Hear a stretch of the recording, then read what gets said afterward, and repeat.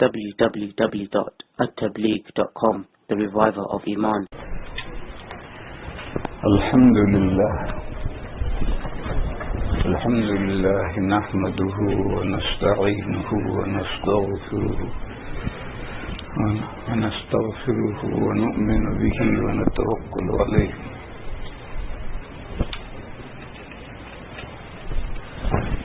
wa na'udhu billahi min shururi anfusina wa min sayyiati a'malina.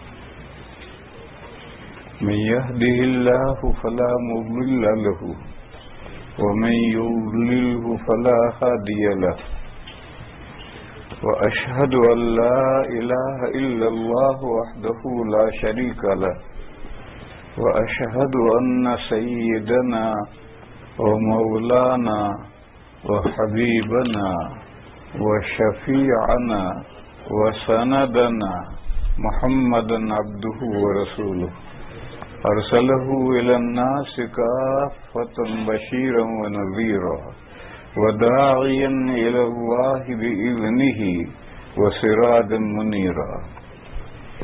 بزرگوں اور بھائیوں، بخاری شریف میں ایک English translation is in the back. Mufti Sahib is doing translation. Anybody wants English translation? In the back itself.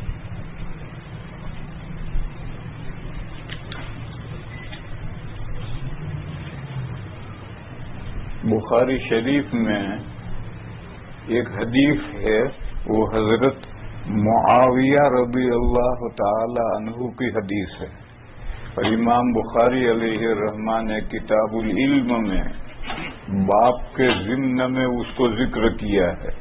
وہ حدیث صرف اتنی ہے: انما العلم بالتعلم، علم تو سیکھنے سے آتا ہے، خود بخود نہیں آتا، سیکھنا پڑے گا. اور مشہور حدیث ہے: طلب العلم فریضۃ علی کل مسلم، علم دین کا ڈھونڈنا ہر مسلمان پر فرض ہے، ضروری ہے، کمپلسری ہے. خواہ مرد ہو، خواہ عورت ہو، شہری ہو، دیہاتی ہو، چھوٹا ہو، بڑا ہو، ہر مسلمان پر علم دین کا حاصل کرنا، ڈھونڈنا، طلب کرنا، ڈھونڈنا فرض ہے، ضروری ہے. علم ڈھونڈنے کی بہت سی صورتیں ہیں.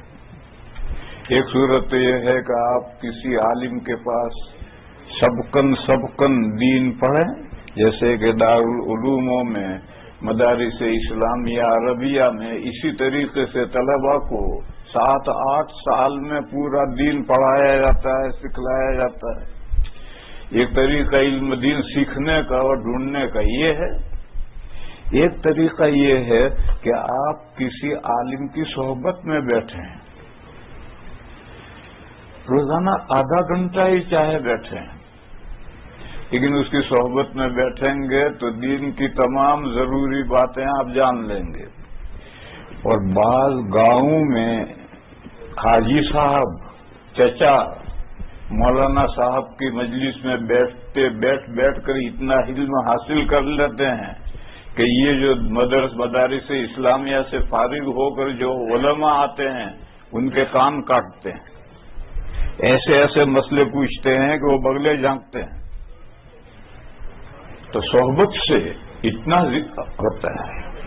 اللہ پاک کا ارشاد ہے: یا ایھا الذین آمنوا اتقوا اللہ وکونوا مع الصادقین، اے وہ لوگوں جو ایمان لائے ہو، اللہ سے ڈرو، یعنی اللہ کے احکام کی خلاف ورزی مت کرو اور سچوں کے ساتھی بنو. سچے کس بات میں؟ ایمان میں جو کھڑے بندے ہیں ان کے ساتھ رہو تو اللہ کے احکام کی خلاف ورزی کرنے سے بچنا بہت آسان ہو جائے گا. ایک مزاج بن جائے گا. جو ایمان میں کھڑا ہے، پکا مومن ہے، اس کی صحبت میں اگر آپ بیٹھیں گے تو آپ کا ایمان بھی مضبوط ہوگا اور ایمان مضبوط ہوگا تو اللہ کے احکام کی خلاف ورزی کرنے سے بچنا بھی آسان ہو جائے گا. تو جب کھڑے ایمان والوں کی صحبت میں بیٹھنے سے ایمان مضبوط ہوتا ہے تو علماء کی صحبت میں بیٹھنے سے علم بھی حاصل ہوتا ہے.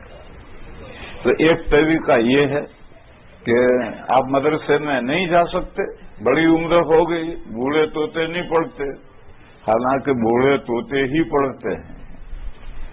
صحابہ کرام مختلف عمروں میں مسلمان ہوئے تھے، کوئی 20 سال میں، کوئی 40 سال میں، کوئی 60 سال میں، کوئی 80 سال میں، اور سب نے پڑھا ہے. اور نہ صرف پڑھا، یہ قرآن کریم بھی حفظ کیا اور ساری حدیثیں یاد کر کے اگلی امت تک پہنچائی. تو بوڑھے طوطے ہی پڑھتے ہیں، مگر ناچنا نہیں تو آنگن ٹیڑھا کہہ دیا، بوڑھے طوطے نہیں پڑھتے. چلو بھائی نہیں پڑھتے، دارالعلوم میں نہیں جا سکتے آپ، تو اب کسی عالم کی صحبت میں روزانہ بیٹھو، چاہے 1 گھنٹہ بیٹھو، تو وہاں بیٹھتے بیٹھتے آپ کو دین کی تمام ضروری باتیں معلوم ہو جائیں گی.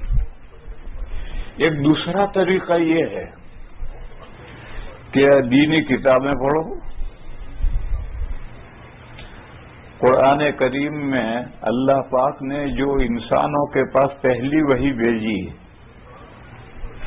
اس کا مخاطب امیوں کو بنایا ہے. عرب کے امی ان پڑھ، ان ان پڑھوں کو پہلا مخاطب بنایا ہے. اس پہلی وحی کا پہلا ورڈ ہے اقرا، پڑھ. پہلا ہی لفظ اقرا ہے، پڑھ. وہ یہ قرآن کریم سارا آیا دنیا میں، اس میں جو پہلی 5 آیتیں وحی میں آئی، اس کا پہلا ورڈ یہ پڑھ. فرمایا کہ اقرا بسم ربک الذی خلق، پڑھ تیرے اس پروردگار کے نام کی ہیلپ اور استعانت اور مدد لے کر جس نے تجھے پیدا کیا ہے. تو نتھنگ تھا، تجھے نہ صرف تھنگ بنایا بلکہ اشرف المخلوقات بنایا ہے. تو جس اللہ نے تجھے نتھنگ سے اشرف المخلوقات بنایا، اگر اس کے نام کی مدد لے کر تو پڑھے گا تو جاہل کو وہ عالم نہیں بنائیں گے، یقیناً بنائیں گے. مگر پڑھ تو اقرا، پڑھ. بسم ربک الذی خلق، تیرے اس پروردگار کے نام کی ہیلپ لے کر، مدد لے کر، جس نے تجھے پیدا کیا ہے. اور پیدا کیسے کیا ہے؟ خلق الانسان من علق، اللہ نے انسان کو خون بستہ سے پیدا کیا ہے. خون بستہ کو ابھی تم نہیں سمجھتے، کلیجی، تلی، یہ دونوں خون بستہ ہیں. یہ خون ہے جو جمے ہوئے ہیں، کلیجی بھی جمع ہوا خون ہے، تلی بھی جمع ہوا خون ہے. ایسے خون بستہ سے تجھے پیدا کیا. اللہ نے انسان کو مٹی سے پیدا کیا ہے. ہر انسان ہم میں سے مٹی سے پیدا ہوا ہے.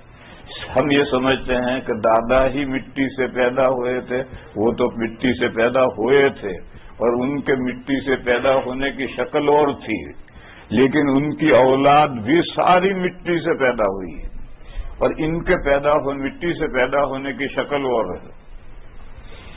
اسی لیے دادا دادی جب تک جنت میں رہے، کب تک رہے معلوم نہیں، ہو سکتا ہے سینکڑوں سال رہے ہوں.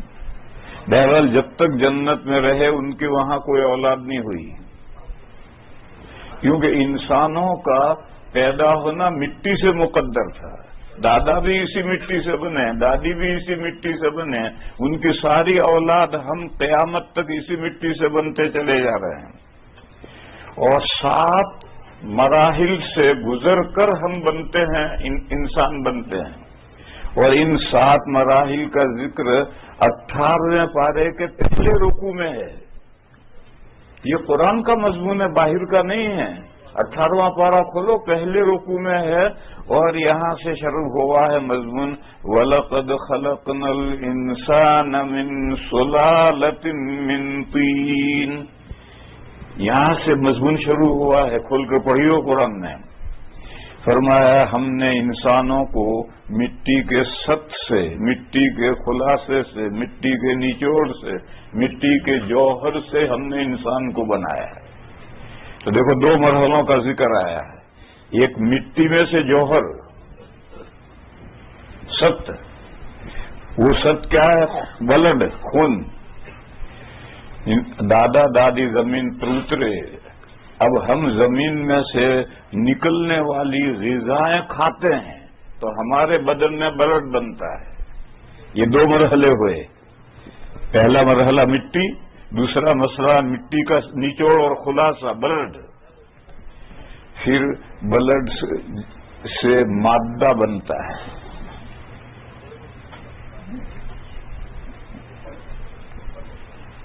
مادہ سمجھے نہیں سمجھے؟ منی بنتی ہے۔ میں منی اس لیے نہیں استعمال کر رہا کہ تمہارا ڈالر کی طرف ذہن جائے گا اس لیے میں وہ لفظ استعمال نہیں کر رہا تھا۔ اس کو اردو میں مادہ کہتے ہیں۔ تو 3 مرحلے ہوئے، مٹی، بلد اور مادہ، اسی بلد میں سے مادہ بنتا ہے، پھر مادہ رحم مادر میں پہنچتا ہے، وہاں 40 دن جب گزر جاتے ہیں تو وہ الگ بنتا ہے، کلیجی کی بوٹی بنتی، کلیجی جیسا بن جاتا ہے، وہ مادہ کلیجی جیسا بن جاتا ہے، تلی جیسا بن جاتا ہے۔ اب دیکھو مادہ سفید پانی جیسا ہے، وہ 40 دن کے اندر کلیجی بن گیا، دیکھو خدا کی قدرت۔ پھر اور جب 40 دن گزرتے ہیں تو وہ گوشت کی بوٹی بن جاتا ہے، مدغہ۔ کبھی تو کلیجی تھی، وہ گوشت کی بوٹی بنی، کبھی دنیا میں دیکھا وہ کلیجی گوشت کی بوٹی بنتی ہو؟ ماں کے پیٹ میں بنتی ہے، کلیجی گوشت کی بوٹی بن جاتی ہے۔ پھر اس کے بعد اس گوشت میں سفید سفید دھاگے پیدا ہوتے ہیں، یہی سفید سفید دھاگے بڑھ کر پورے جسم کی 360 ہڈیاں بن جاتے ہیں۔ ہمارے جسم میں 360 ہڈیاں ہیں، اس پہلے سفید سفید دھاگے اس میں پیدا ہوتے ہیں، اور پھر وہ بڑھتے بڑھتے بڑھتے بڑھتے وہ ڈھانچہ بن گیا، ہڈیاں بن گئی۔ اب 7ویں مرحلے میں جو گوشت باقی بچا اسے اس ڈھانچے پر 40 دن کے اندر وہ گوشت جو باقی بچا ہے وہ پورے ڈھانچے پر ڈیوائیڈ ہو جاتا ہے، اور جہاں جتنا گوشت چاہیے اتنا پہنچ جاتا ہے۔ دیکھو یہاں گوشت نہیں ہے، گال پر گوشت زیادہ ہو گئے، تھوڑی پر کم ہو گئے، انگلیوں پر گوشت نہیں ہے، کلائی پر زیادہ ہو گیا، بازو پر اور زیادہ ہو گیا، اسی طرح نیچے پیروں پر نہیں ہے، پنڈلی پر زیادہ گوشت چڑھ گیا، اس سے اوپر رانوں میں اور زیادہ گوشت ہو گیا، اور اس سے اوپر تو اللہ نے 2 گدے لگا دیے، بڑے بڑے 2 تربوز لگا دیے کہ جہاں چاہو تشریف رکھو۔ یہ کہتے ہیں تشریف رکھیے، تو کیا رکھتے ہو؟ یہ پورے جسم میں ڈیوائیڈ ہو گیا، خون گوشت ڈیوائیڈ ہو گیا، اب باڈی مکمل ہوئی۔ اب یہ 7 مرحلے ہوئے، مٹی، بلڈ، مادہ، علق۔ یہ علق 7 مرحلوں کے بیچ کا مرحلہ ہے، 3 ادھر ہیں 3 ادھر ہیں۔ علق، مضغہ، فکسونا العظام لحمن وکسونا العظام لحمن۔ پھر اللہ تعالیٰ ایک فرشتے کو حکم دیتے ہیں کہ جس انسان کے لیے یہ ماں کے پیٹ میں باڈی تیار ہوئی ہے، اس انسان کی روح عالم ارواح میں سے وہ فرشتہ لا کر ماں کے پیٹ میں باڈی میں ڈال دیتا ہے۔ رات کو ماں سوتی ہے، پیٹ میں کوئی حرکت نہیں، صبح اٹھتی ہے تو بچہ گھوم رہا ہے پیٹ میں، کب یہ زندہ ہو گیا اللہ جانے۔ اور تمام ارواح جب آدم علیہ السلام کو پیدا کیا تھا اس وقت تمام روحیں پیدا کی گئی تھیں، اور سب روحوں کی معرفت کر کے اللہ نے اپنی پہچان کروائی۔ پھر امتحان ایگزام لیا، الست بربکم، سب نے کہا بلا کیوں نہیں۔ پھر وہ ساری روحیں عالم ارواح میں رکھی ہوئی ہیں، پھر پیٹھوں میں واپس نہیں کی گئی، بلکہ عالم ارواح میں وہ روحیں ہیں۔ جب کسی روح کے دنیا میں آنے کا وقت آتا ہے تو ماں کے پیٹ میں باڈی تیار ہوتی ہے، پھر وہاں سے روح فرشتہ لا کر اس باڈی میں ڈال دیتا ہے، بچہ زندہ ہو گیا۔ مگر زندہ ہو کر دنیا میں آئے گا فوراً تو دنیا کی آب و ہوا برداشت نہیں کر سکتا ہے. اس لیے وہ ماں کا پیٹ اب ڈبہ بن گیا. وہ ہوتا ہے نا ایک ہاسپٹل میں ڈبہ ہوتا ہے کہ آربیوکیٹر کیا کہتے ہیں, ایکٹیویٹر. اب ماں کا پیٹ ایکٹیویٹر بن گیا. اب 4 مہینے اسی زندہ ہونے کی حالت میں پیٹ میں رہے گا, اور پیٹ میں کھائے گا بھی, پیے گا بھی, سانس بھی لے گا. پھر جب دنیا کی آب و ہوا قبول برداشت کرنے کے قابل ہوا تو اب پیدا ہوگا. آپ حضرات فارسی نہیں جانتے, پیدا کے معنی ظاہر ہونا. اب ظاہر ہوا. ابھی نتھنگ سے تھنگ نہیں بنا تھے تو 4 مہینے پہلے ماں کے پیٹ میں نتھنگ سے تو تھنگ بن گیا تھا. اب تو یہ پیدا ہوا, دنیا میں ظاہر ہوا. تو اللہ تعالیٰ فرماتے ہیں خلق الانسان من علق, اللہ نے انسان کو خون بستہ سے پیدا کیا ہے اور 7 مرحلوں سے گزار. بیچ کے مرحلے کا ذکر کیا تو ادھر کے 3 مرحلے بھی مراد ہیں, ادھر کے 3 مرحلے بھی مراد ہیں. اور سورہ نوح میں ہے وَقَدْ خَلَقَكُمْ أَطْوَارًا, اللہ نے تمہیں ایک حالت سے دوسری حالت, دوسری حالت سے تیسری حالت, ان 7 حالتوں میں گزار کر کے پھر اچانک تمہیں انسان بنا دیا. فَتَبَارَكَ اللَّهُ فَأَنشَأْنَاهُ خَلْقًا آخَرَ, 7 مرحلوں سے گزار کر ہم نے ایک نئی مخلوق بنا دی. انسان اشرف المخلوقات. فَتَبَارَكَ اللَّهُ أَحْسَنُ الْخَالِقِينَ, اللہ کتنے بڑے باعظمت ہیں جنہوں نے تمہیں پیدا کیا. یہ ایک مثال. پھر یہ ذکر کر کے پھر اگلا مضمون ہے اقرأ وَرَبُّكَ الْأَكْرَمُ, پڑھ, تیرا پروردگار بڑا سخی داتا ہے, اس کے خزانے میں کوئی کمی نہیں ہے. الذی علم بالقلم, وہ پین کے ذریعے سے بھی علم سکھاتا ہے. تو علم حاصل کرنے کا ایک طریقہ ہے پڑھو, کتابیں پڑھو. پہلے گزرے ہوئے لوگوں نے جو کتابیں لکھی ہیں وہ کتابیں پڑھو. علم حاصل کرنے کا ایک ذریعہ یہ بھی ہے. لیکن میرے بھائیوں, پڑھنے میں اناپ شناپ مت پڑھو. اگر کمپیوٹر کھول کر کے, کیا کمپیوٹر, انٹرنیٹ کھول کر کے اگر دین پڑھو گے تو ضرور گمراہ ہوگے. اگر آپ نے انٹرنیٹ سے دین حاصل کرنے کی کوشش کی تو ضرور گمراہ ہو رہو گے. کیوں؟ انٹرنیٹ اچھی بری صحیح غلط سب باتوں کا گندگی کا ٹوکرا ہے. اب آپ کون سی چیز پڑھیں گے؟ آپ نے کلک کی اور جو چیز نکلی اس کی زبان شاندار تھی, آپ نے پڑھنا شروع کیا. ہو سکتا ہے وہ قادیانی کی ویب سائٹ ہو. اس لیے میرے بھائیوں, اگر دین سیکھنا ہے تو اس کمپیوٹر سے مت سیکھو. اس میں جو اس کے ذریعے سے سیکھے گا وہ ضرور گمراہ ہوگا. لکھی ہوئی کتابیں پڑھو, اور کتاب پڑھنے سے پہلے دیکھو آتھر کون ہے, مصنف کون ہے. پھر یہ دیکھو کہ یہ اہل حق میں سے ہے یا اہل باطل میں سے ہے. اگر اہل باطل میں سے ہے تو رکھ دو کتاب, مت پڑھو. اس کو پڑھو گے تو گمراہ ہوگے. اور جب یہ تحقیق ہو جائے کہ اس کا مصنف اہل حق میں سے ہے, اچھا آدمی ہے, نیک آدمی ہے, اب اس کی کتاب پڑھو. اس کی کتاب سے علم دین حاصل ہوگا, گمراہی نہیں حاصل ہوگی. یہ فرمولہ بتا رہا ہوں. آج کل لوگ اس پہ عمل نہیں کرتے, غلطی کرتے ہیں. کمپیوٹر کھول کر کے, انٹرنیٹ کھول کر کے اس سے دین سیکھتے ہیں, اور پھر وہ نوجوان سارے بیچارے دین سے بے دین ہو جاتے ہیں, بجائے دین کے بے دین ہو جاتے ہیں.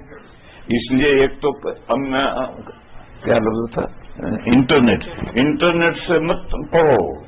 پھر یہ کتاب ہے, یہ بھی جو بھی کتاب ہاتھ میں آ جائے مت پڑھو. پہلے دیکھو کون ہے مصنف. وہ اہل سنہ والجماعہ کا آدمی ہے, نیک آدمی ہے, بزرگ آدمی ہے, تو کتاب کھولو, ورنہ کتاب کھولو ہی مت.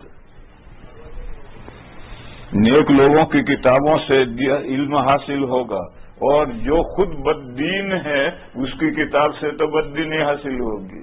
جو خود آزاد منش ہے, جو کسی چیز کا پابند ہی نہیں ہے, تو نام شناب لکھے گا, تو اس کی کتاب سے کیا دین حاصل ہوگا؟ جو دین کا پابند ہے اس کی کتاب پڑھو گے تو دین حاصل ہوگا. بہرحال ایک طریقہ یہ ہے کہ آپ گزرے ہوئے لوگوں کی کتابیں پڑھیں. اقرا وربک الاکرم، پڑھ، تیرا پروردگار بڑا سخی داتا ہے. الذی علم بالقلم، تیرا پروردگار وہ ہے جو پین کے ذریعے سے سکھلاتا ہے. کیا سکھلاتا ہے؟ علم الانسان ما لم یعلم. پہلا جو اقرا تھا، جس سے پڑھا تھا کسی عالم کے سامنے، اس سے جو باقی رہ گیا ہے وہ اب مطالعے سے علم حاصل ہوگا. پڑھ، مطالعہ کر اور زندگی بھر کر، اور زندگی بھر ہی نہیں، زندگی کے بعد بھی اگلی زندگی میں بھی پڑھنا ہے. لیکن اگلی زندگی میں یہ کتاب نہیں ہوگی. یہ سب کتابیں رکھی ہیں، یہ اگلی زندگی میں نہیں ہوں گی. جنت میں صرف قرآن کریم ہوگا، اور وہ بھی کتابی شکل میں نہیں ہوگا. آج قرآن چھپے ہوئے ہیں، دور اول میں قرآن کہاں چھپتے تھے؟ تو آج جو قرآن چھپے ہوئے ہیں یہ جنت میں نہیں ہوں گے. حافظوں کے دل و دماغ میں جو قرآن ہے وہ ہوں گے. اور حافظوں اور قرآن کریم پڑھنے والوں سے، چاہے وہ ناظرہ پڑھتا ہے مگر اس کو قرآن سے دلچسپی ہے، روزانہ اچھی خاصی مقدار 2-3 پارے پابندی سے پڑھتا ہے، تو اس سے یہ کہا جائے گا اقرأ وارتقی فإن منزلتک عند آخر آیۃ تقرأها. پڑھتا جا، چڑھتا جا، جہاں آخری آیت آئے گی وہی تیرا آخری مرتبہ ہے.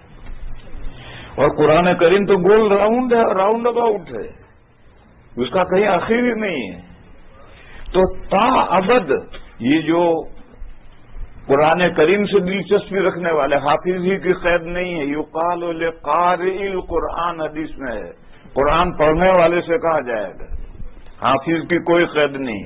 حافظ اگر قرآن نہیں پڑھتا تو اس کا کوئی فضیلت حاصل نہیں ہوگی. اور ایک آدمی جو حافظ نہیں ہے وہ اگر قرآن سے دلچسپی رکھتا ہے، روز 2-4 پارے پڑھتا ہے، تو اس کو یہ نعمت حاصل ہوگی کہ پڑھتا جا اور چڑھتا جا. جہاں قرآن ختم ہوگا وہاں تیرا مرتبہ رک جائے گا. اور قرآن تو کہیں ختم ہوتا ہی نہیں. ابھی چند دنوں کے بعد جب قرآن ختم ہوگا تو ادھر سے ختم کر کے دوسرا شروع کر دیں گے. مگر دوسرا شروع کر کے پھر اگلے سال اگلی رات کو چھوٹی چھوٹی آیتیں پڑھیں گے، جہاں چھوڑا وہاں سے نہیں پڑھیں گے. یہ سب رسم ہے. باقی ہے کہ جس دن قرآن آپ نے ختم کیا، شروع سے پڑھو، پاؤ پارا پڑھو، آدھا پارا پڑھو، 1 پارا پڑھو، وہاں نشان رکھو، اگلے دن دوسرے پارے سے شروع کرو. یہ مطلب ہے. مفلحون پر رکنا یہ تو ایک رسم چل پڑی ہے. تو اللہ کا کلام فنا نہیں ہوتا، ختم نہیں ہوتا. لا تبدیل کلمات اللہ. بس یہ اللہ کا کلام جنت میں بھی رہے گا، اور جنت میں بھی جس کو اس دنیا میں جس کو قرآن سے دلچسپی ہے، انٹرسٹ ہے، وہ جنت میں بھی قرآن پڑھتا جائے گا، چڑھتا جائے گا، پڑھتا جائے گا، چڑھتا جائے گا. تو فرمایا کہ اللہ تعالیٰ جو تو علم مدرسے میں سے سیکھ کر نہیں آیا ہے وہ علم اللہ پین کے ذریعے سے سکھلاتے ہیں، تو پڑھ.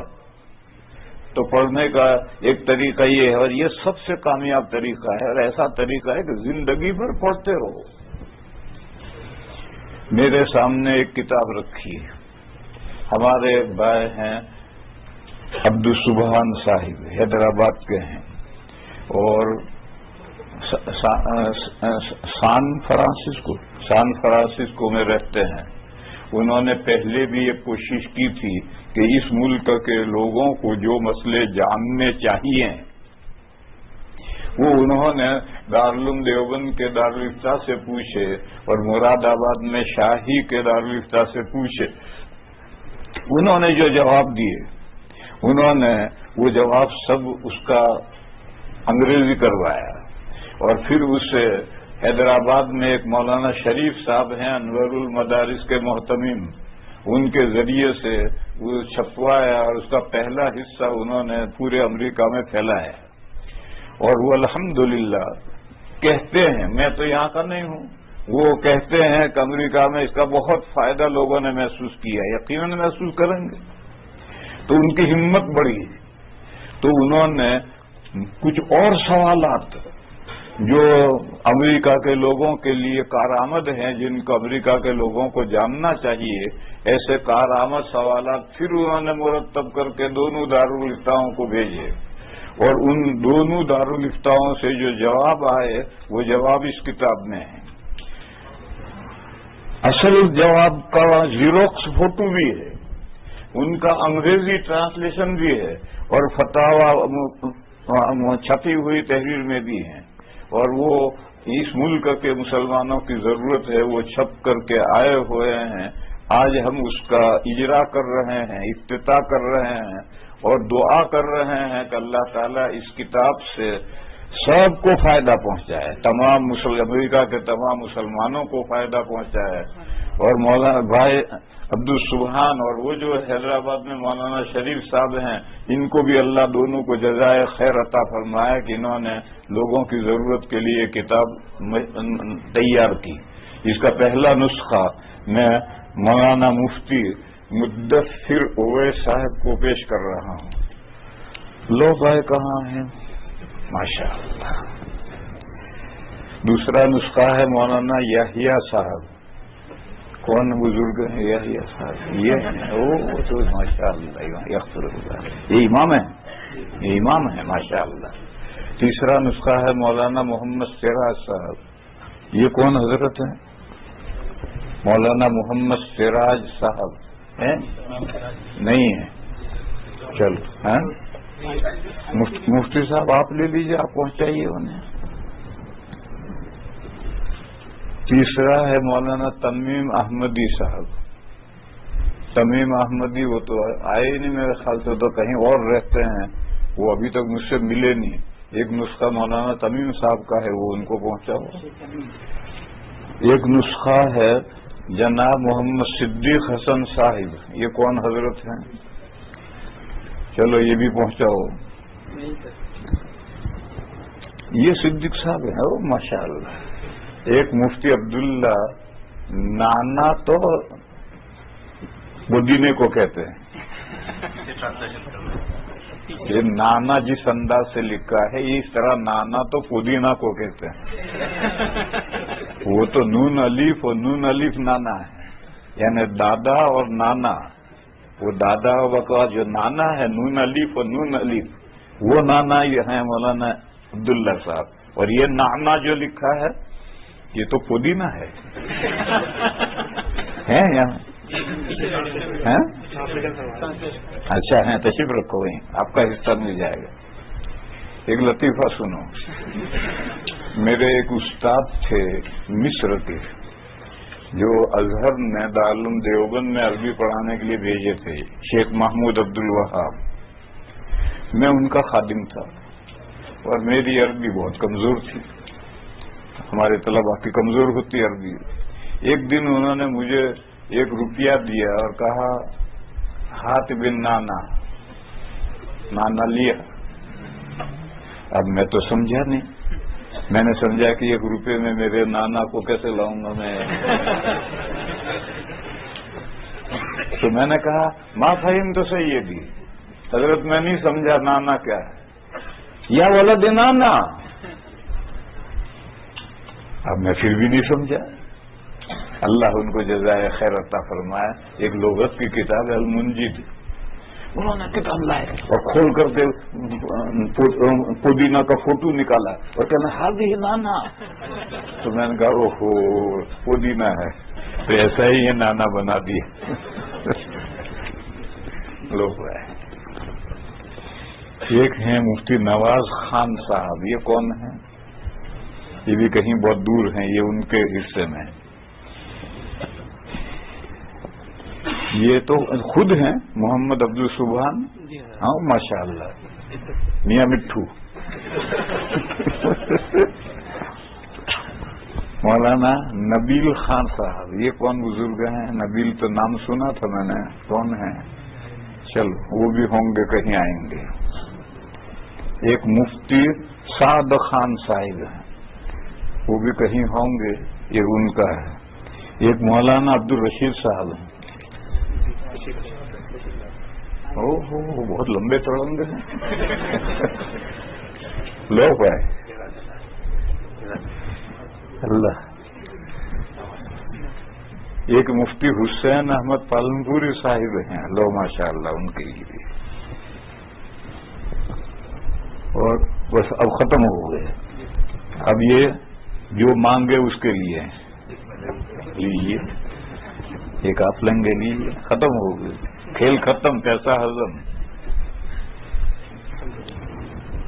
اب سوالات کے جواب آتے ہیں.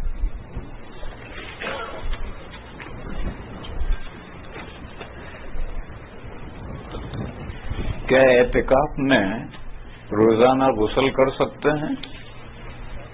کیا اعتکاف میں روزانہ غسل کر سکتے ہیں؟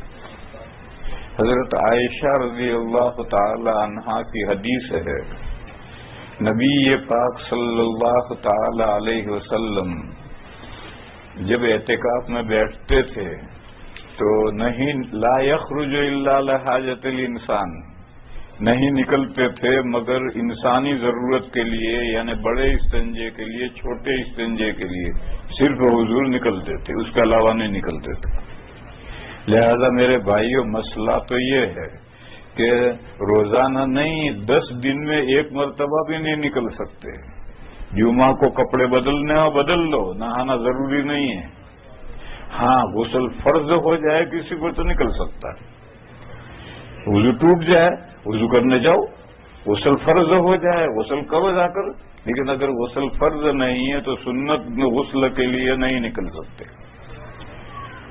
مگر اس ملک میں صاحب کی اقتدا میں روزانہ نہانے کا اور کپڑے بدلنے کا رواج چل پڑا ہے. صاحب ہیں وہ روزانہ کپڑے نہاتے ہیں اور کپڑے بدلتے ہیں، تو اب جو اپ ٹو ڈیٹ مسلمان ہیں وہ بھی روزانہ نہاتے ہیں اور کپڑے بدلتے ہیں. صاحب تو اس لیے نہاتے ہیں اور کپڑے بدلتے ہیں کہ وہ پانی سے بڑا استنجا نہیں کرتے، ٹوائلٹ پیپر سے کرتے ہیں.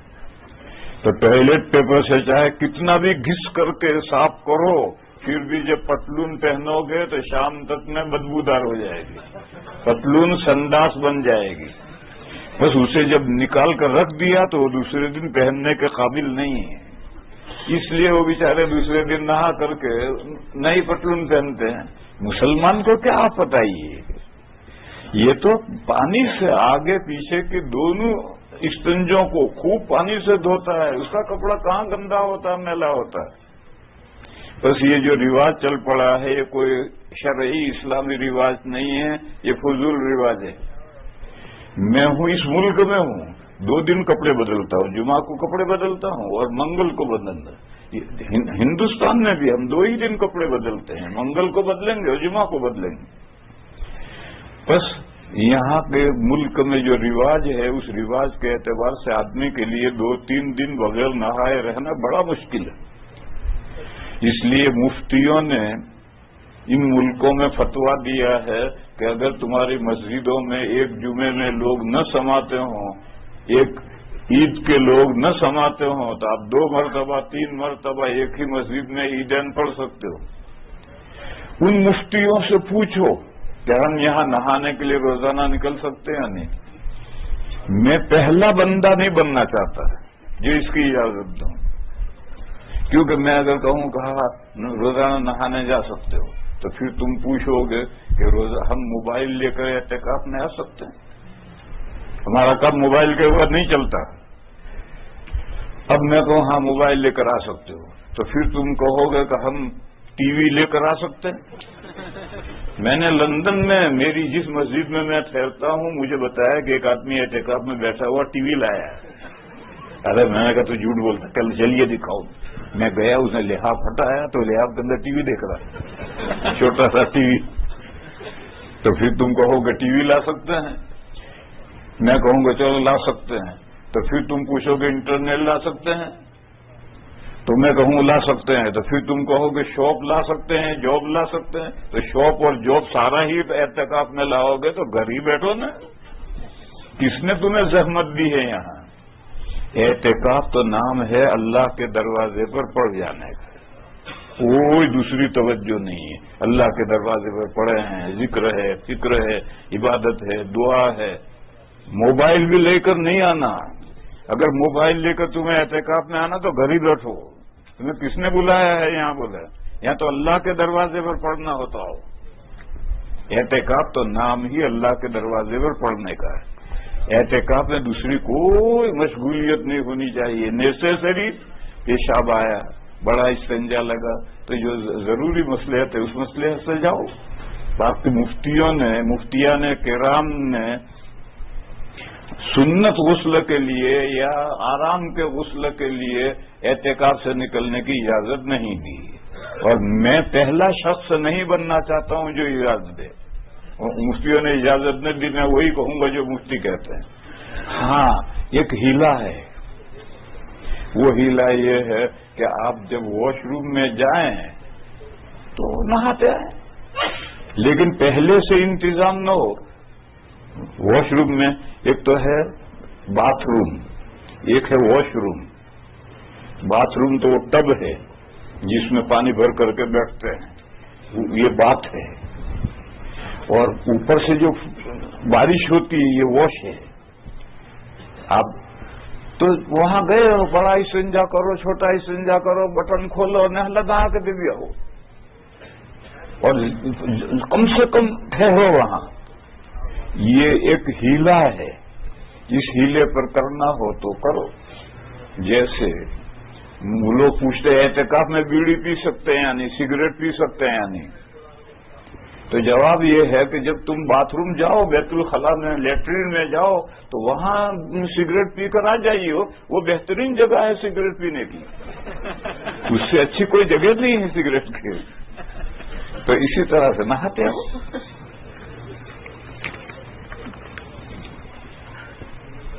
عورت مسجد میں اعتکاف کر سکتی ہے؟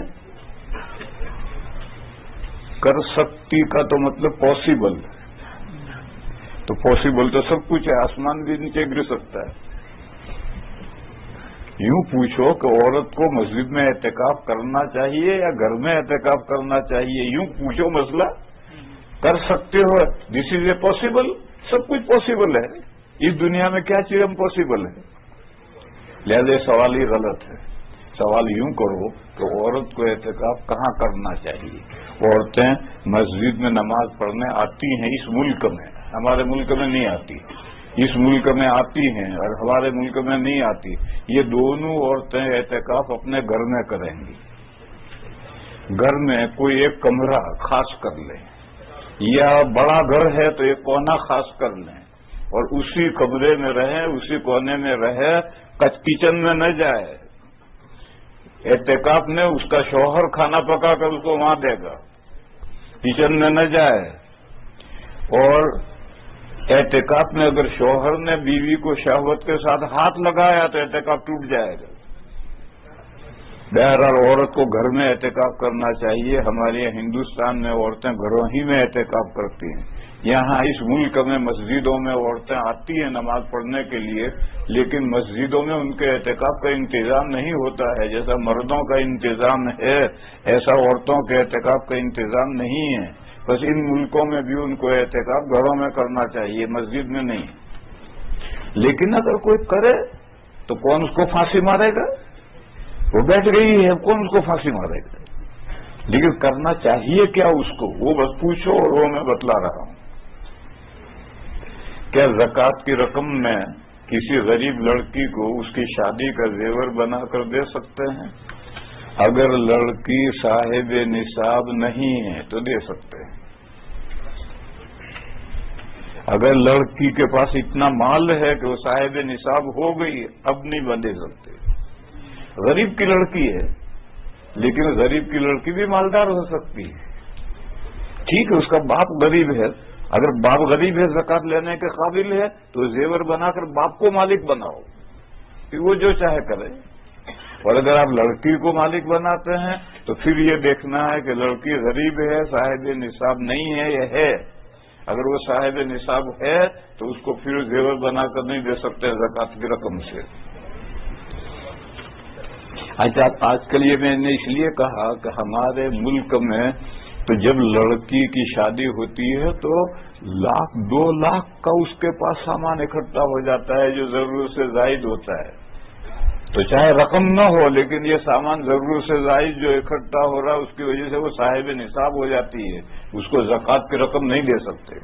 اس کا باپ غریب ہے تو اس کو دو.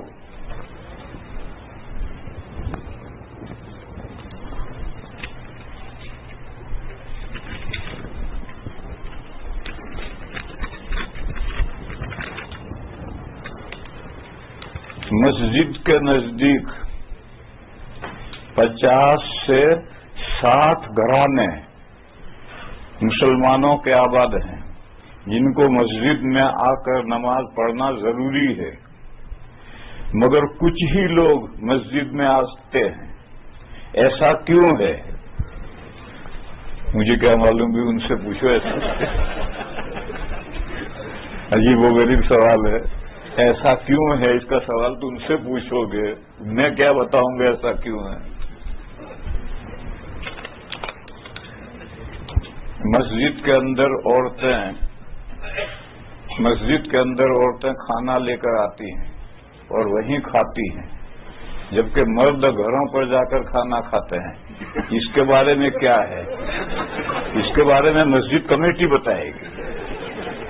جو عورتیں کھانا لے کر گھر سے کھانا لے کر مسجد میں آ کر کھاتی ہیں. ہم جب بچے تھے، میں اصل کسان ہوں، کھیتی، میرے یہاں آبائی کھیتی ہوتی ہے، تو گھر میں کھانا اچھا نہیں لگتا تھا، ہم کھانا لے کر کھیت میں جا کر کھاتے تھے. تو یہ بھی بیچاری کھانا لے کر مسجد میں آ کر کھاتی ہے، اس لیے اس کو اچھا لگتا ہے.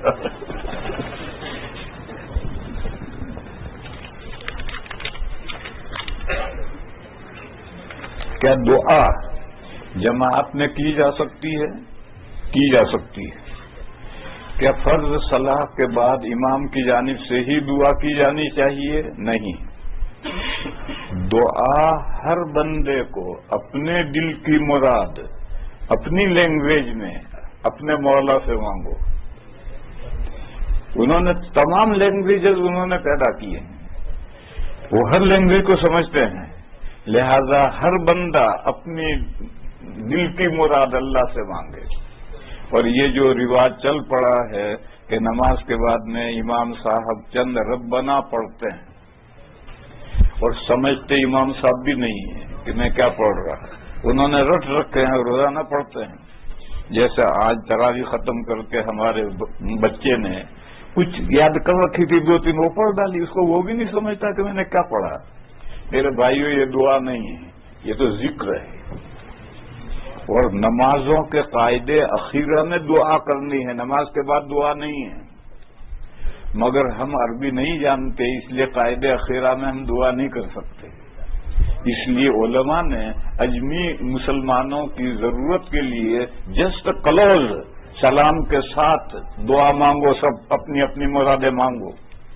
پھر جب مرادیں سب لوگ مانگ لیں، اب کمیٹی کو کوئی اعلان کرنا ہو یا امام صاحب کو کوئی اعلان کرنا ہو، اب اعلان کرو. نماز اور دعا کے بیچ میں اعلان کرنا یہ تو فصل ہو گئی، جدائی ہو گئی. تو اب دعا نماز کے ساتھ کلوز نہیں رہی.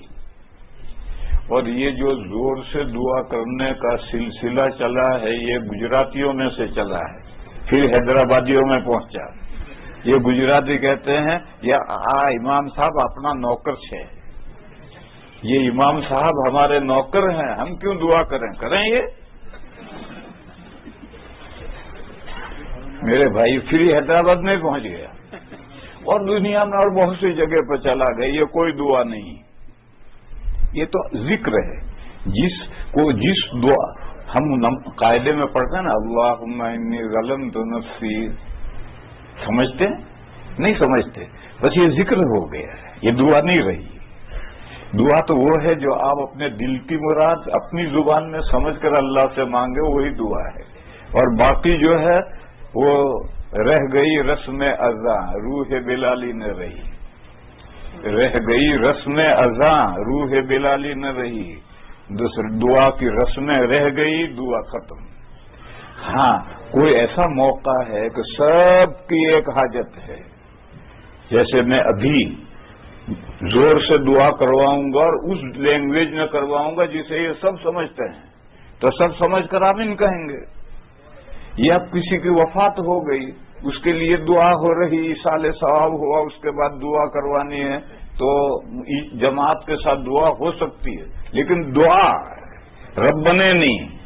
یہ جو ربنے لوگوں نے یاد کر رکھے ہیں، یہ تو دعا کی رسم ہے، ریت ہے، سمجھے بغیر اگر دعا پڑھیں گے تو اللہم انی ظلمت تو جیسے ہو جائیں گے، وہ دعا کہاں رہی؟ کیا ہم کسی نیک آدمی کی قبر کے پاس کھڑے ہو کر دعا کر سکتے ہیں؟ دیکھو، نیک آدمی کے پاس قبر کے پاس کھڑے ہو کر جو دعا کر رہے ہو، کس سے مانگ رہے؟ قبر والے سے مانگ رہے یا اللہ سے مانگ رہے؟ قبر والے سے مانگ رہے تو یہ شرک ہے۔ قبر والے سے مانگ رہے تو یہ شرک ہے۔ اللہ سے مانگ رہے تو اللہ سے تو قبلے کی طرف منہ کرو، قبر کی طرف کیوں منہ کرتے ہو؟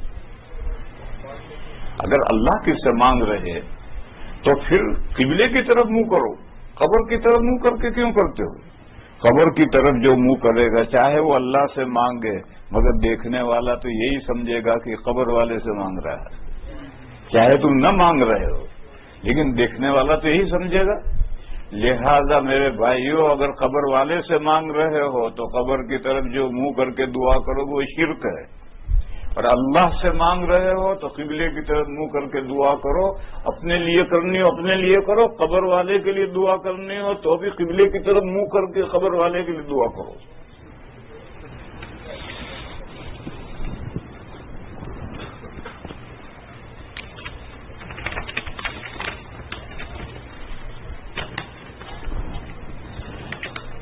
زکوٰۃ کے حقدار مسلمان امریکہ میں بھی ہیں، بے شک ہیں، اور دوسرے ممالک میں بھی بے شک۔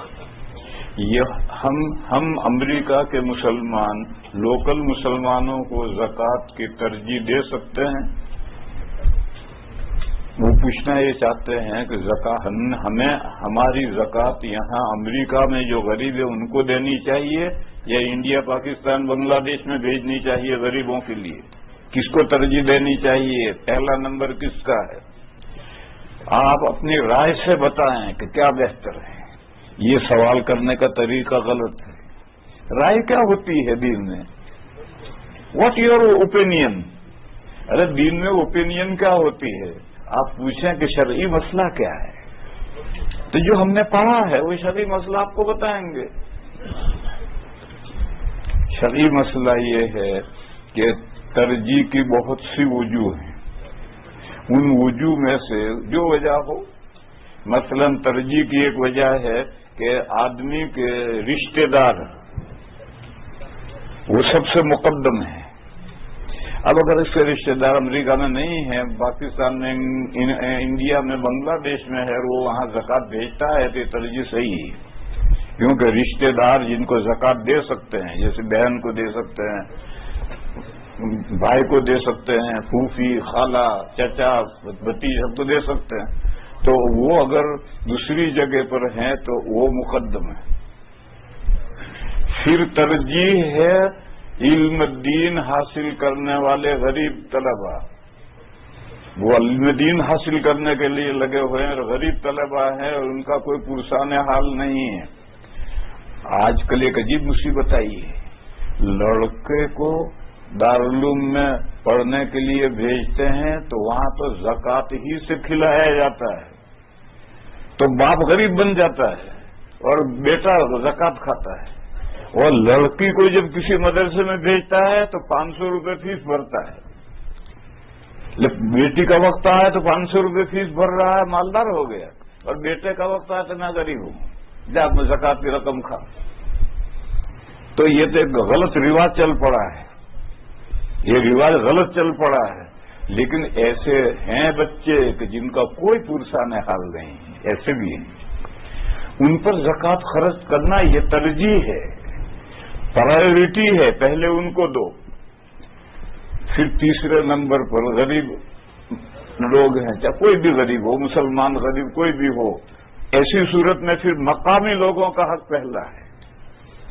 آج کل یہ بھی ایک مصیبت ہو گئی ہمارے انڈیا میں، یہاں کی بات نہیں کہتا، انڈیا میں کہ مدرسوں کے سفیر رمضان میں ٹڈیوں کی طرح ٹوٹ پڑتے ہیں. جیسے ٹڈی دل آتا ہے اس طرح سے ٹوٹ پڑتے ہیں، اور سب زکاتیں لے کر گئے اور محلے کے غریب بیچارے دیکھتے رہ گئے. یہ غلط ہے، یہ غلط ہے.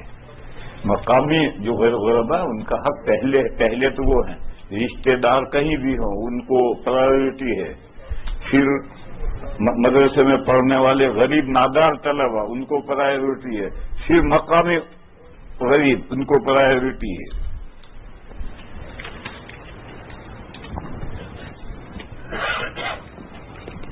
یہاں تو غنیمت ہے، آج کوئی بھی سفیر نہیں. وہاں تو بامبے میں تو ایک نماز کے اندر 20 سفیر مصلے بچھا کر بیٹھے ہیں. اب اس طرح سے جب وہ سب زکاتیں لے جائیں گے تو گاؤں کے غریب بیچارے کیا کریں گے؟ کیا انگوٹھی پہننا سنت ہے؟ نہیں، سنت نہیں ہے. کہ حضور تو پہنتے تھے تو وہ حدیث ہے، سنت نہیں ہے. حدیث اور سنت میں فرق ہے.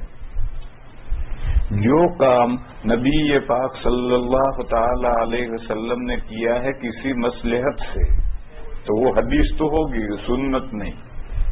جیسے حضور نے زندگی میں ایک مرتبہ کھڑے ہو کر پیشاب کیا ہے تو یہ حدیث ہے، سنت نہیں. سنت ہے بیٹھ کر پیشاب کرنا. حضرت عائشہ نے یہی فرمایا. اسی طرح سے جب حدیبیہ میں صلح ہوئی اور حضور مدینہ واپس لوٹے تو حضور نے جو نیبر کنٹریز تھی ان سب کو دعوت اسلام کا خط لکھنے کا ارادہ فرمایا. تو صحابہ نے کہا کہ یا رسول اللہ یہ جو بڑی بڑی حکومتیں ہیں یہ کوئی بھی لیٹر مہر کے بغیر ایکسپٹ نہیں کرتے. عربوں میں مہر کا رواج نہیں تھا، اور یہ نیبر کنٹری ترقی یافتہ تھی، ایران تھا، روم تھا، مصر تھا. تو حضور نے انگوٹھی بنوائی چاندی کی اور اس میں لکھوایا محمد نیچے، بیچ میں رسول اور اوپر اللہ، نیچے سے پڑھو محمد الرسول اللہ.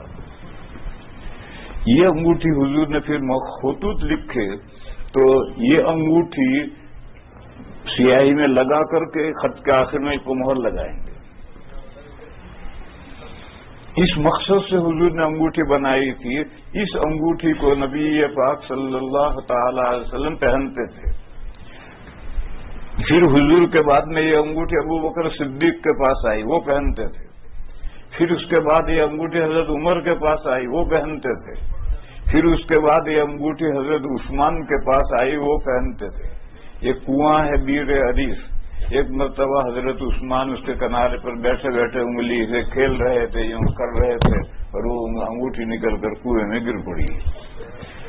1000 تلاش کیا، سارا کیچڑ بھی نکالا، لیکن وہ انگوٹھی نہیں ملی.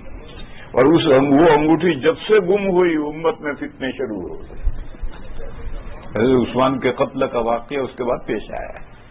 بہرحال حضور نے جو انگوٹھی بنائی تھی یہ اس مقصد سے بنائی تھی. لہذا جب حضور نے پہلے سونے کی انگوٹھی بنائی تھی تو صحابہ نے بھی سونے کی انگوٹھیاں بنائی. پھر سونا حرام ہو گیا مردوں کے لیے تو حضور نے اتار دی تو صحابہ نے بھی اتار دی. پھر صحابہ نے پوچھا یا رسول اللہ ہم کائے کی انگوٹھی بنائیں؟ تو فرمایا کہ چاندی کی بناؤ، اور وہ بھی انگوٹھی کی جو رنگ ہے وہ 4 گرام سے زیادہ نہ ہو. اس میں جو پتھر کا ہیرا ہے اس کو نہیں تول میں نہیں لینا. یہ صحابہ نے بنائی تھی. لیکن نبی لہذا انگوٹھی پہننا جائز ہے.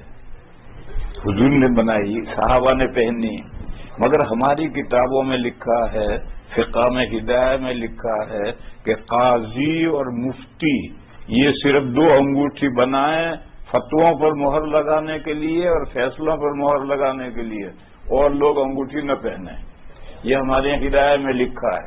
لیکن اگر اور لوگ پہنے تو جائز ہے، مگر اس میں اگر آپ نے حروف مقطعات کندہ کروا رکھے ہیں یا کچھ، تو اس کو لے کر آپ بیت الخلاء نہیں جا سکتے، اس کو نکال کر باہر رکھ کے جاؤ۔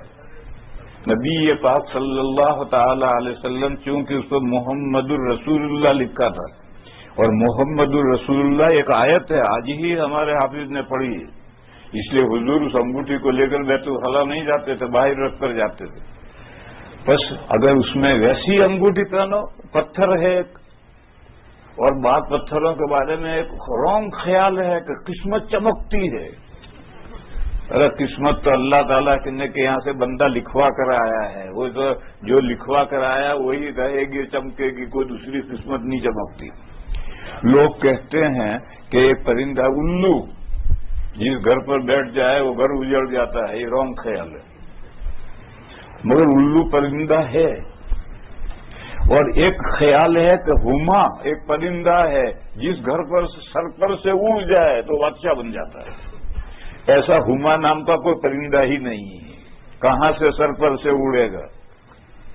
ہما نام کا کوئی پرندہ نہیں ہے، یہ خامخواہ جیسے انقا ایک پرندہ ہے، اس نام کا کوئی پرندہ نہیں ہے، یہ سب ایسے ہی باتیں ہیں، لوگ بیوقوف بنانے کی باتیں ہیں۔ ہاں الو ہے، اور الو تو ہمارے گھروں کے پاس بہت سے درختوں پر ہوتے ہیں، بولتے بھی ہیں، اور اس کے بارے میں یہ خیال کہ جس گھر پر بیٹھ جائے وہ گھر اجڑ جاتا ہے، یہ غلط خیال ہے۔ اسے ہما تو ہے ہی نہیں کچھ، ایسے ہی غلط خیال ہے۔ وہ اسی طریقے پر یہ خیال ہے کہ فلاں ہیرا اگر پہنو گے تو مالدار بن جاؤ گے، یہ سب غلط خیال ہے۔ جو کچھ اللہ نے بندے کی قسمت میں لکھ رکھا ہے وہی ملے گا، جو نہیں لکھا وہ نہیں ملے گا۔ باقی انگوٹھی پہنا سنت نہیں ہے، جائز ہے، یہ سنت سے نیچے کا درجہ ہے۔ سنت کب بنتی؟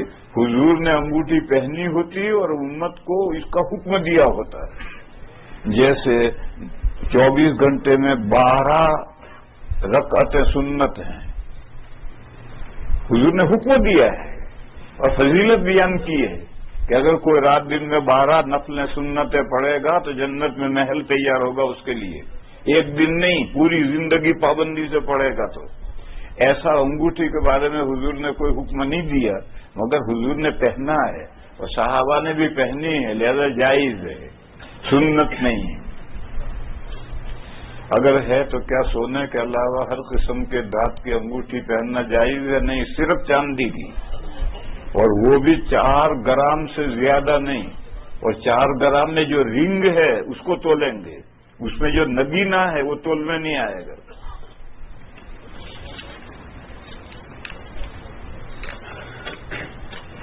حضرت معلوم یہ کرنا ہے کہ رسول اکرم صلی اللہ علیہ وسلم کے نعلین مبارک کے نقش کے متعلق علماء حق کی کیا رائے ہے۔ دیکھو میرے بھائیو،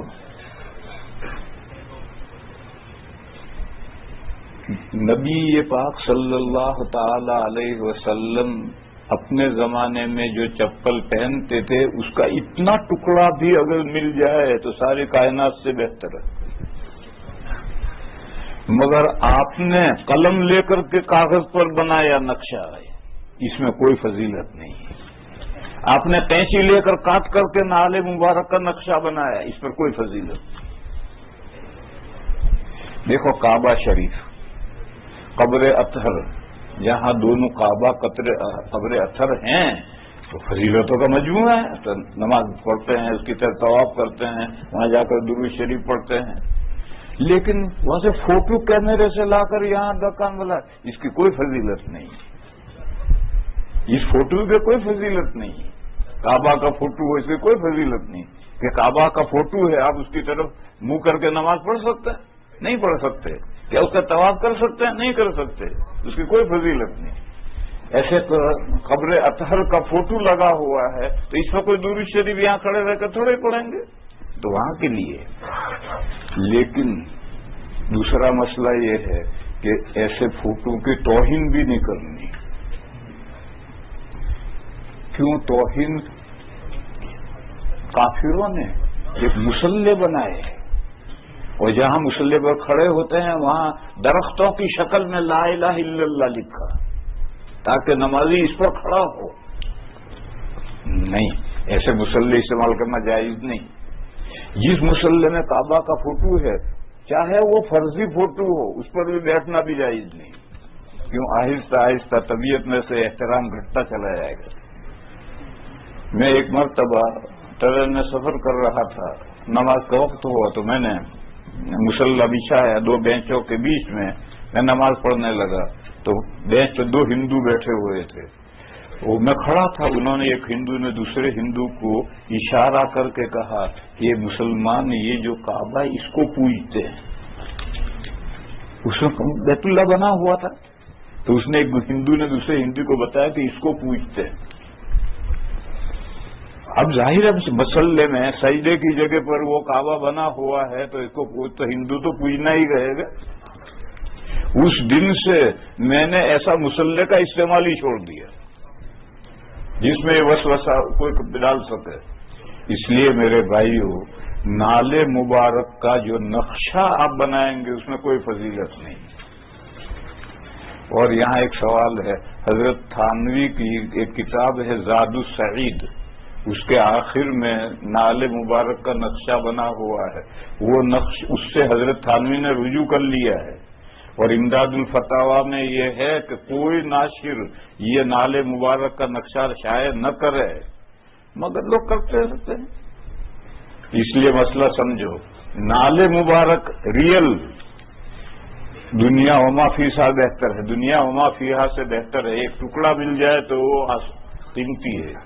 مگر یہ جو ہم قلم سے بناتے ہیں نال یا کینچی سے کاٹ کر نال کا نقشہ بناتے ہیں، اس کے اندر کوئی برکت نہیں ہے. اور میں نے مثال دی کہ کعبہ اور مسجد قبر اطہر اپنی جگہ پر بڑے قیمتی، اور اس کے فوٹو اور ہاتھ سے بنائے ہوئے نقشوں میں کوئی فضیلت نہیں ہے. مگر ان کی توہین کرنے سے بھی بچنا چاہیے، کیونکہ اس کے اوپر بیٹھنے سے چلنے سے بھی آہستہ آہستہ دل میں قدر کم ہوتی ہے، اس سے بھی بچنا چاہیے.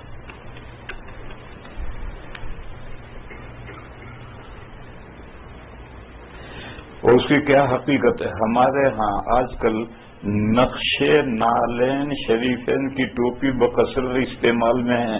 میں نے بھی ایک جگہ سیاٹل میں دیکھی، اس کی ٹوپی کے اوپر تھا، وہ تو بالکل ریئل تو نقشہ ہے بھی نہیں، وہ بناوٹی ہے، نام کا ہے. مگر یہ ٹھیک نہیں، یہ ایسی ٹوپیاں نہیں پہننی چاہیے، کیونکہ آدمی ٹوپی گندی بھی ہوتی ہے، میلی بھی ہوتی ہے، پسینے والی بھی ہوتی ہے، آدمی نیچے بھی ڈالتا ہے ہر طرف. لہذا ایسی ٹوپی جس پر نالے مبارک کا بناوٹی فرضی نقشہ ہو، ایسی ٹوپی استعمال نہیں کرنی چاہیے. صدقہ فطر کی مقدار کیا ہے؟ میں نے مفتی مدثر صاحب سے پوچھا، انہوں نے بتلایا کہ $6 یا $7. اور یہ شریعہ بورڈ ہے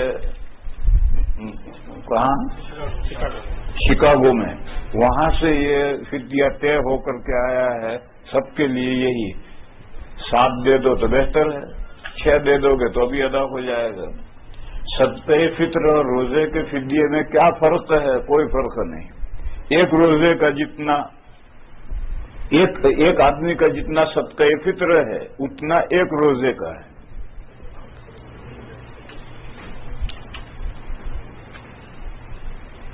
کیا یہ ضروری ہے کہ اذان ہر اس جگہ دی جائے جہاں اس موقع پر نماز ادا کی جانی ہو مسجد کے علاوہ؟ کیا مسجد میں دی ہوئی اذان یا کسی آلہ جیسے موبائل فون پر ہونے والی اذان کافی ہو جائے گی غیر مسجد نماز کی ادائیگی میں؟ دیکھو بھائی، مسئلہ تو یہی ہے، اذان الحی یکفینا. محلے میں جو اذان ہوئی ہے وہ ہمارے لیے کافی ہے، گھر میں اذان دینے کی ضرورت نہیں. ہاں آپ کھیت میں ہیں، جنگل میں ہیں، تو وہاں آپ اذان دے کر کے نماز پڑھیں گے، چاہے اکیلے ہوں، اور 2-3 ہوں تو ضرور اذان دینی چاہیے. اور اس ملک میں عجیب و غریب آبادی ہے، کچھ سمجھ میں نہیں آتا کہ محلہ کہاں ہے، گاؤں کہاں شروع ہوا، گاؤں کہاں ختم ہوا. ایک مکان آتا ہے 2 ایکڑ اس کی زمین پڑی ہے، پھر دوسرا مکان آتا ہے 18 ایکڑ زمین پڑی ہے، ایسا بے تکا چلا جا رہا ہے۔ لہذا اس ملک کے لیے میرے تجربے میں یہ ہے کہ اگر مسجد سے آپ بہت دور ہیں تو اذان دے کر نماز پڑھیں، اور اگر مسجد کے قریب میں ہیں تو مسجد کے اذان کافی ہے، گھر میں اذان دینا ضروری نہیں ہے۔ پڑھو بھائی دعا، سبحانک اللہم و بحمدک لا الہ الا انت نستغفرک و نتوب الیک۔ یہ دعا پڑھوا دی میں نے، یہ دعا ذکر ہے، مجلس ختم کرنے کا یہ ذکر ہے۔ ہر بیان کے بعد دعا، یہ بھی رسم ہے، اور ہر دعا کے بعد میں مصافحہ، یہ بھی رسم ہے۔ ابھی سب یہاں بیٹھے ہیں، ابھی کھڑے ہو کے مصافحہ کریں گے۔ عربی کا مصافحہ کر رہا ہے، کہیں سے کوئی بعد میں آیا ہو مصافحہ کرے تو ٹھیک ہے، آمنے سامنے بیٹھے ہیں وہ کھڑے ہو کر مصافحہ کریں گے، یہ بھی سب رسمیں ہیں میرے۔ ہاں، ایک ذکر ہے، اس کا نام ہے کفارۃ المجلس۔ مجلس میں فضول باتیں ہوئی ہیں، اگر مجلس سے اٹھتے وقت ہر بندہ یہ ذکر کر کے اٹھے گا تو مجلس میں جو لغو باتیں ہوئی ہیں سب معاف ہو جائیں گے۔ اس کا نام ہے کفارۃ المجلس۔ مگر وہ دعا رہ گئی جب فضائل کی کتاب کی تعلیم ہو تو اس کے بعد وہ دعا پڑھتے ہیں۔ ارے یہاں کون سا گناہ ہوا ہے جو یہ کفارۃ المجلس پڑھ رہا ہے؟ فضائل کی کتابوں کی تعلیم ہو رہی ہے، وہ ختم ہوا تو کفارۃ المجلس پڑھ رہا ہے، بھئی یہاں کون سا گناہ ہوا ہے؟ ارے ہماری جو دوست احباب کی مجلسیں، گھروں میں گپ کی مجلسیں ہوتی ہیں، اس کے آخر میں ہر آدمی یہ ذکر کر کے اٹھے تو اس مجلس کے گناہوں کا کفارہ ہوتا ہے۔ پھر بھی اٹھیں گے نہیں جب تک دعا نہیں کریں گے۔ چلو بھائی کر لیں۔ اللہم صلی وسلم وبارک علی سیدنا و مولانا محمد وعلی آل سیدنا و مولانا محمد بعدد من صلی وسلم۔ یا الہ العالمین، ہماری خطاؤں کو معاف فرما، ہماری کوتاہیوں سے درگزر فرما، میرے مولا ہماری نیکیوں کو قبول فرما۔ یا اللہ ہمارے اکٹھا ہونے کو بھی قبول فرما اور ہمارے جدا ہونے کو بھی قبول فرما۔ یا اللہ ہمارے بیماروں کو شفا عطا فرما، ہمارے پریشان حالوں کی پریشانیاں دور فرما۔ یا اللہ ہماری مغفرت فرما، ہمارے ماں باپ کی مغفرت فرما، اور تمام مسلمان مردوں کی و مسلمان عورتوں کی مغفرت فرما۔ سبحان ربک رب العزت عما یصفون وسلام علی المرسلین والحمد للہ رب العالمین۔